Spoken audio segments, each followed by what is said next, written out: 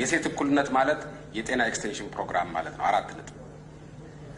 የሴቶች እኩልነት ማለት ትምህርት ቤት ማስፋፋት በየቀበሌው ግፋብል ከ3 ኪሎ ሜትር ርቀት በላይ እንዳይሆን እያንዳንዱ ቤተሰብ በ3 ኪሎ ሜትር ርቀት ውስጥ ትምህርት ቤት እንዲያገኝ ማድረግ ነው።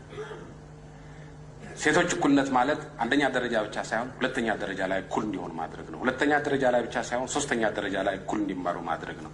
ኢምፓወር ማድረግ ማጎልበት ሴቶችን በትምህርት ይሄ ነው እኩልነት ማለት። ሌላ እኩልነት የለም። ሌላ እኩልነት ላሳር ነው፣ ጭፈራ ነው፣ ዋጋ የሌለው ነው። እኩልነት ማለት በተጨማሪ ሴቶች ሰርተው ገቢ እንዲያገኙ ማድረግ ነው። ልጆቹ ምን ያደርጉ ነው? ልጆቹ ምን ስራ ይሰራሉ? ግማሹ ተማሪዎች ናቸው። ግማሹ የኔ ይረዳል። ግማሾች የኔ ይረዳል። ስራ ቦታ የኔ ይረዳል። አብረው ነው የሚሰሩት እዚህ? አብረው ቤተሰብ ሁሉ የኔ ጋር ገቢ እንዴት ነው የምትካፈሉት? ገቢያቸውን እንዴት ነው?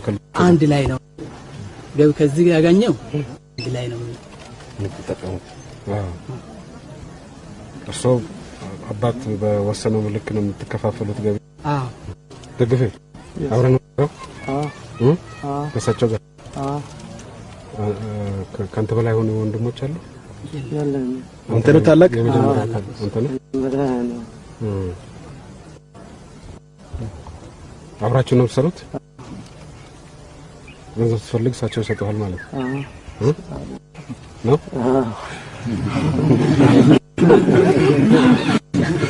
ስማማላችሁ ሁል ጊዜ?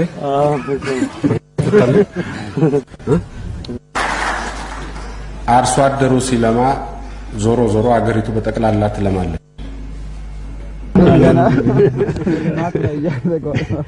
ሰራላችሁ እዚህ መሰለህ? እንሰራለን። ያ ከመንግስት ስራ ውጪ ቅዳሜና እሁድ በመጣን ጊዜ እንሰራለን። እኔ ማረሳችን ያ ናይ የኔ ያባትስ ከመጣ